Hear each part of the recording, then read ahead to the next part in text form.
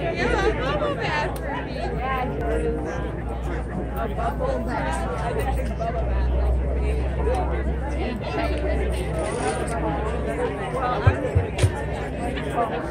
Stop it! Stop it! Why do you think bubble tea?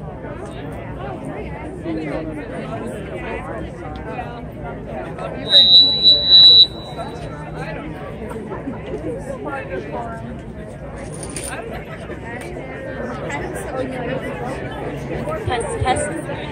And better lighting. Love it.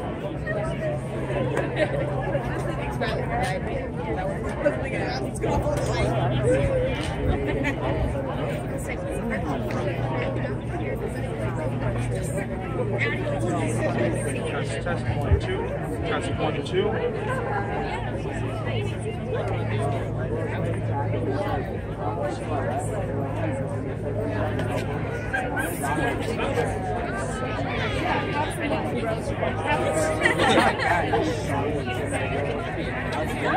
Where's our vice president? Where's our vice president?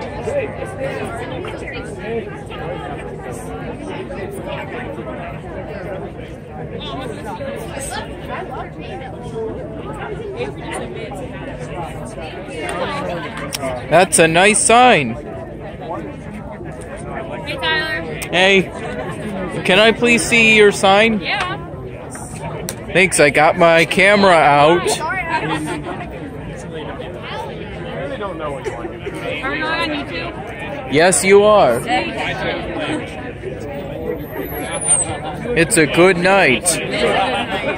Even though it is a little cold, but that might be because I'm not wearing a coat. Not wearing a jacket of any kind. Just these shoes, these pants, and this red t-shirt.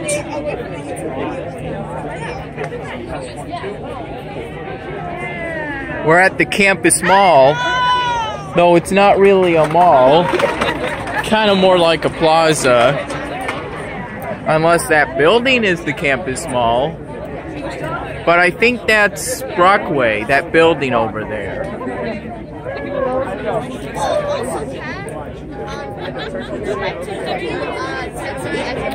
Got this glow stick. I asked for a purple one, and they kinda had a purple one, but he said that they didn't have any purple. Looks pretty close. Maybe it's violet or blue.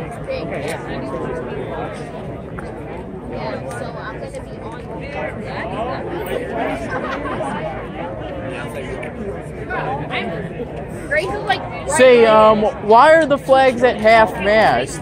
I don't know. I mean, I know what that generally means, but I don't know why they're specifically at half-mast tonight.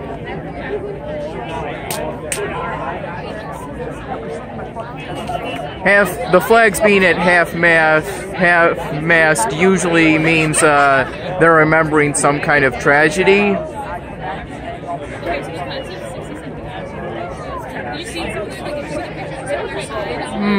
Maybe it's the anniversary of the attacks on Pearl Harbor, but I don't know exactly what day those attacks occurred. Not for sure, anyway.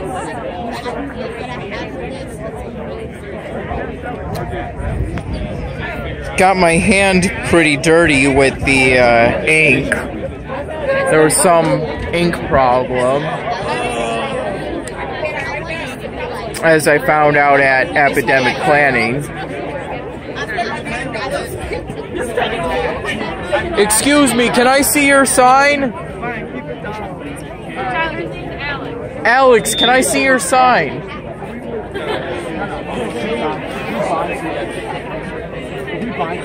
Very true.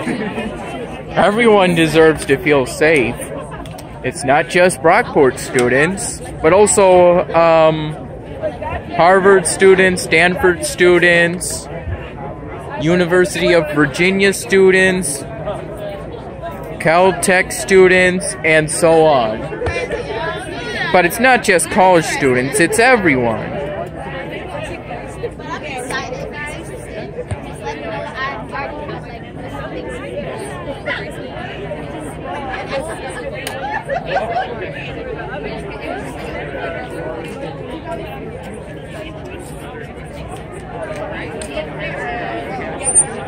Test 1, 2. Test 1, 2. Test 1, 2.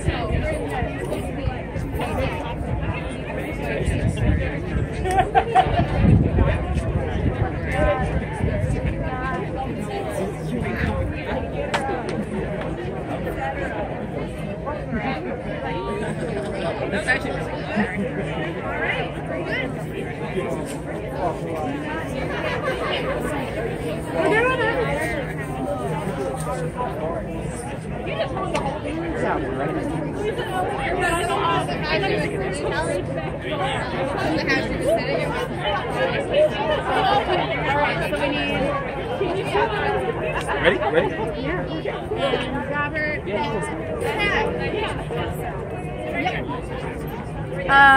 Hold on. Wait, am I Hi, nice to meet you. Yeah. No, you're fine. You're fine. How are you?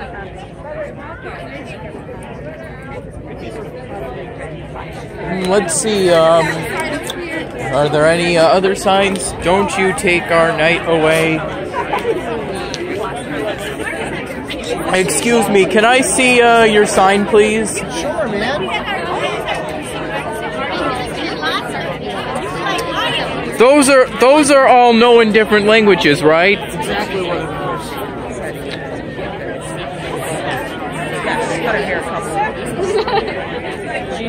That's a good sign. It's a great sign. Too bad I don't have one. Maybe I could make one later. There's some over there, man. There's a whole bunch of signs over there. Oh, they are? Don't know how well I would do with holding the sign with one hand. Excuse me, do you think I could safely hold one of these glow sticks with my teeth? Probably not. Then how do I hold the glow stick? You don't have a connector? Oh, perfect. Yeah, I got them in my glasses now. Connector? Yeah, so like put it around your wrist. Can you do that for me, please? I got the camera. Thanks. This one, please. You made some good signs. Thank you. There you go. Thanks. Can I have this sign, please? Yeah, you can take it after the speakers. After the speakers? Yep. Okay. Take the sign.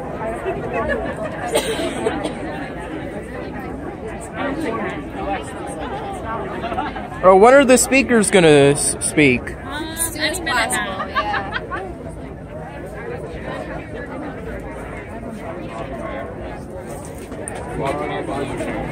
Thanks.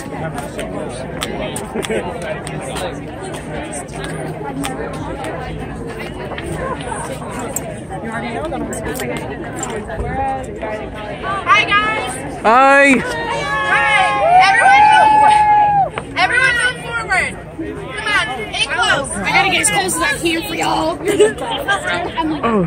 All right, right there.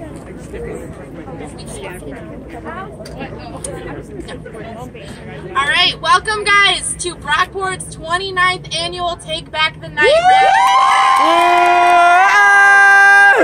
My name's Grace. And my name is Laura. And we're the co-coordinators for this year's event.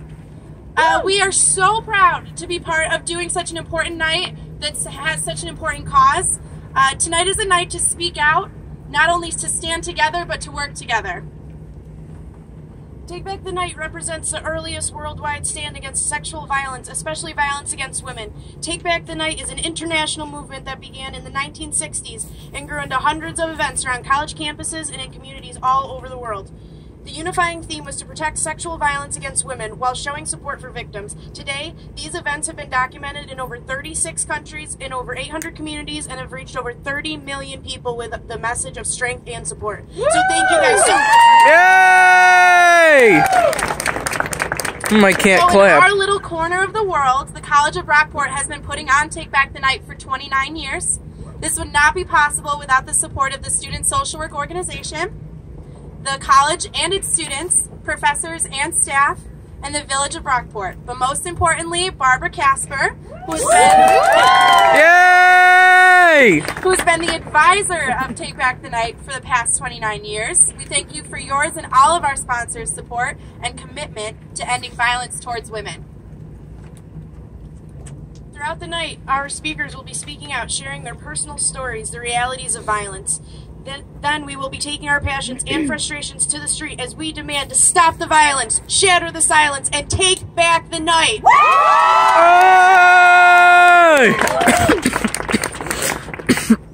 After, we will be reconvening in the Union Ballroom West, so please come and enjoy some cider and donuts, and to get some information from the many agencies and sponsors that are here tonight. We also acknowledge that this topic can be heavy and triggering for many people.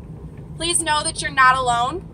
We have some wonderful counselors that are here in the crowd if you need someone to talk to. Counselors, would you mind waving your hands? They've got purple bandanas tied around their arms, and they'll be walking dispersed throughout the march the entire evening if you guys need them. Our main goal tonight are to spread our message of awareness and empowerment, but also to be safe while we do it. The Brockport police have asked us to stay on the sidewalks through the entirety of the march, as well as refrain from swearing. To start the event, we are going to introduce Jenna, a senior social work student here at Brockport, who will come up and share with us not only a piece of her story, but also her heart.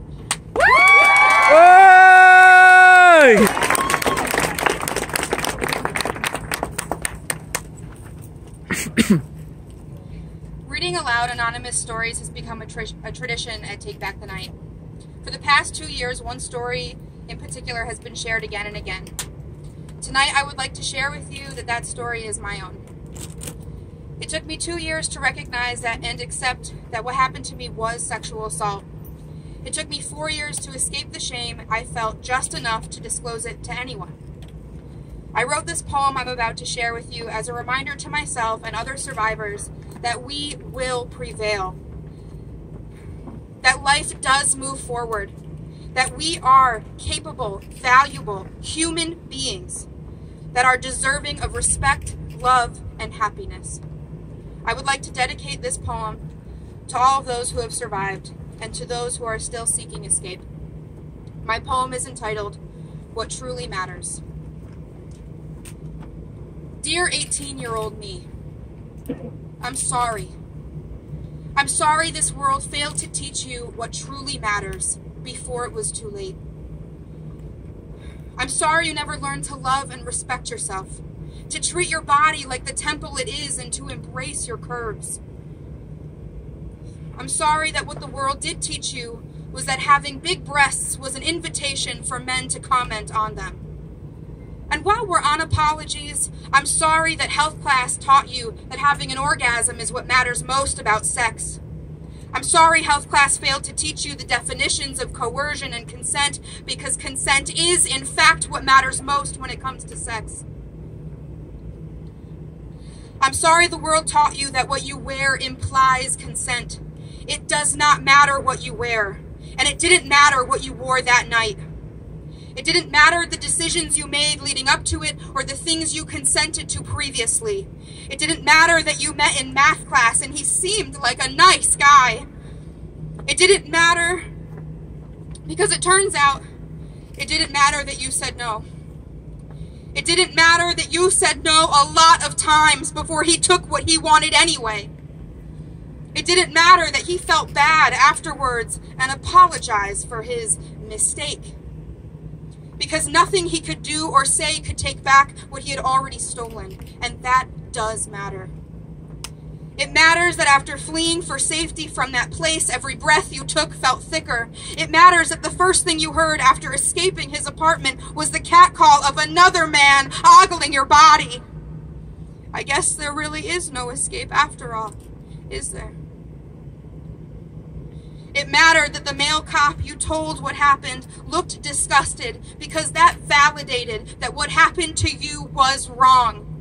It mattered that the female detective who showed up to your apartment unannounced the next day blamed you for what happened, that you were too young and naive to understand. It didn't matter that your jaw was sore and swollen from his use of force, or that you said no, or that you fought back. That didn't stop her from asking you if your attacker had a big penis. And when you timidly choked out yes, she said, well, maybe that's what guys with big penises think blowjobs are supposed to be like. Well, fuck that lady, because she was wrong. And that matters. Dear Dad, I'm sorry. And thank you. Thank you for being the person I could call to come pick me up. Thank you for making me go to the hospital when I didn't want to. Thank you for holding my hand, for staying with me when they asked their questions and ran their tests. Thank you for letting me know that you were there for me and for proving it with your actions. Thank you for not blaming me when that's all that I could do. Thank you for showing me that not every man wants to hurt me. Thank you. I love you. Dear present-day me, congratulations. I am so proud of you. You survived and continue to survive and thrive every day in spite of. You are a strong, independent, and fierce woman.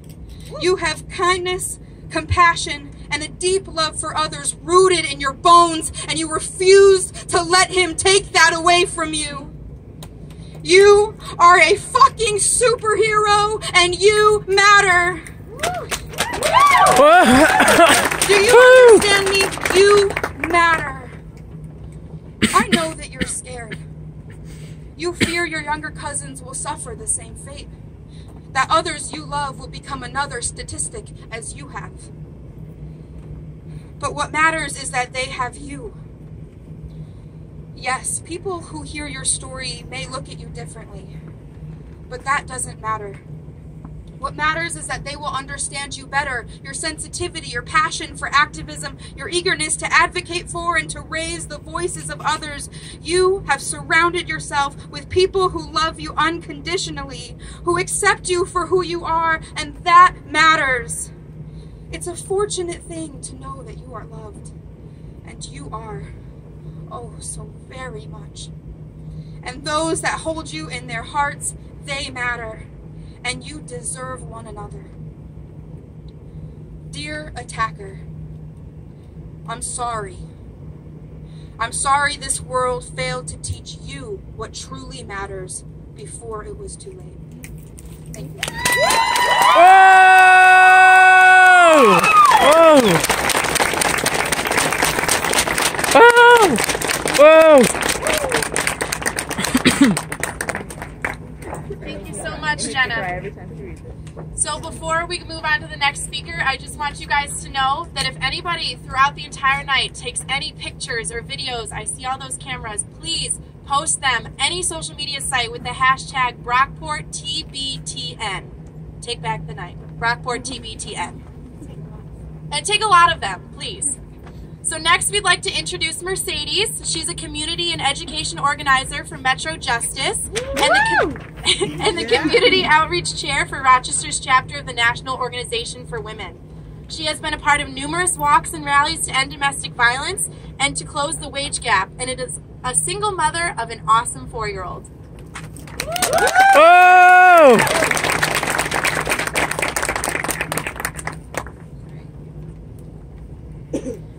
Me Too. Two words written over and over again across social media. But they are more than just two words. They are a symbol of many's reality. I remember typing these two words and wondering how many of my other friends were going to type them. Would it trigger them the way it did me? When I checked back a little while later, I was shocked. It was like every status on my newsfeed said the same words that I was so nervous to write.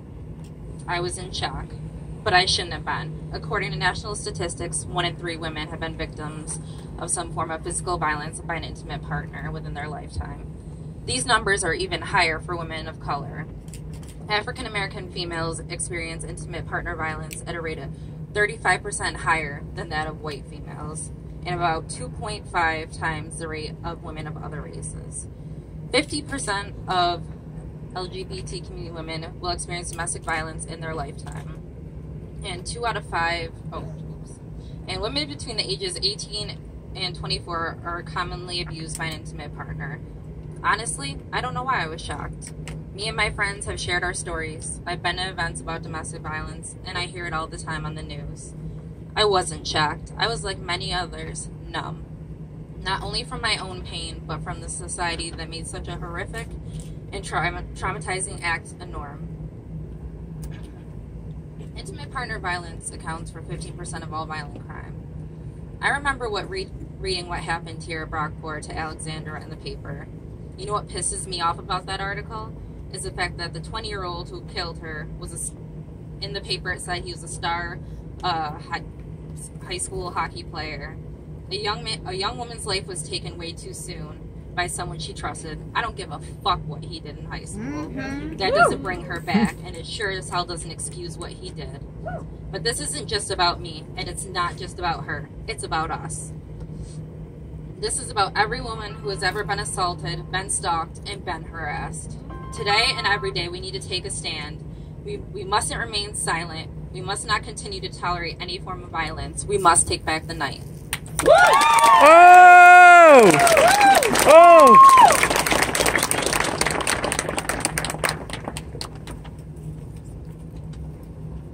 Stephen Andrew Palermo is a Rochester native, poet, and 2005 graduate of the Creative Writing program at SUNY Brockport. On the poem Schrift, Palermo explains, "My entire life I have had friendships with women, many of whom have endured physical and psychological violence. I wrote this many years ago for all the brave young women who shared their stories with me. Sexual assault, no matter what shape it takes, is a disgusting exercise in power and dominance. As a male with many close female friends, I had to unlearn humanity's tradition of victimization, ignorance, and silence. To all the women who have shared with me, thank you for your trust, faith, and strength." Schrift. She tells me when we're naked, laying in a motel bed, kicked free of its covers, her sister's wedding ended with an unpaid photographer sobering up by splitting the bridge of her mother's nose. A boyfriend laughs when she slips from his waist onto the floor, leaving her in a corner, opened, humiliated, denying the story she whispers to me now, thighs locked inside my own. Soon after the honeymoon, the stepfather substitutes her for her mother, reassuring her all hell will break loose if she doesn't open her hand or her mouth. The trial is set for Christmas break. I wonder what present I'll unwrap when she prepares to take the stand in her own defense, testifying to an audience handpicked to calculate her credibility, number of partners and drinks, bra color and birthmarks. An explanation on the decade it takes to speak up. All of this while I anticipate watching my grandfather descend a staircase loosely disguised as Santa. A month into the job, she's convinced that watching the kids is not enough. The children, well on their way to growing wings, don't hear the couch springs recoil from their father and the babysitter's weight. Years later, she'll say, she became a woman by default. Milk bottle warming in saucepan, jeans tossed into a stroller, the clench of jawline and eyelid when her throat is held in his hands. She thinks a happy thought before taking flight.